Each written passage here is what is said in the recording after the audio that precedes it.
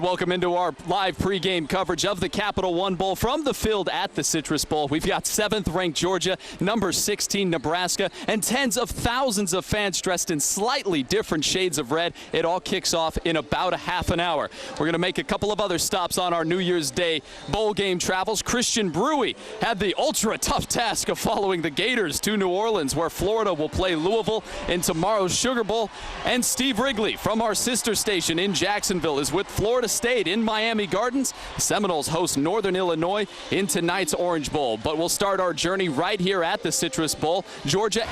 Well, few sights get the adrenaline moving more than a packed stadium on New Year's Day. We've got the band on the field. Welcome back to Channel 9's pregame coverage of the Capital One Bowl. The fun is about to begin here in Orlando, but right now we're going to take a short trip down south to Miami Gardens, hopping on our trusty Appaloosa and following Chief Osceola down to Miami Gardens, where Steve Wrigley is live at Sun Life Stadium, about 8 hours away from kickoff between Florida State and Northern Illinois. Steve.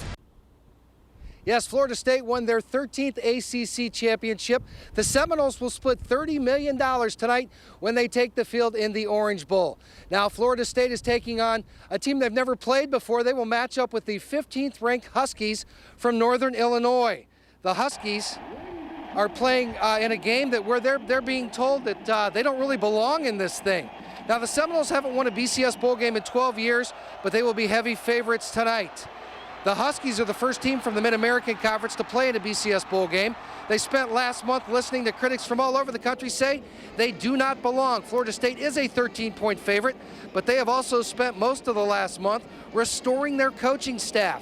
The Seminoles lost offensive coordinator Mark Stoops and 2 other assistants from a football team that won 11 games and was ranked in the top 15 all season long. Despite those challenges, the Noles say they respect their opponent and they will be ready for kickoff tonight. There's a lot of experts out there in this world. That team had an unbelievable football year. You look at the numbers of people they've beaten, the things they've done.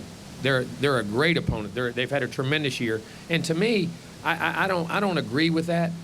To me, it's disrespectful to Northern Illinois, and we definitely don't think that way. We know what kind of opponent they're going to be. We watch the film. We know how they play, the things they do, and the kind of football they've played, and the great history.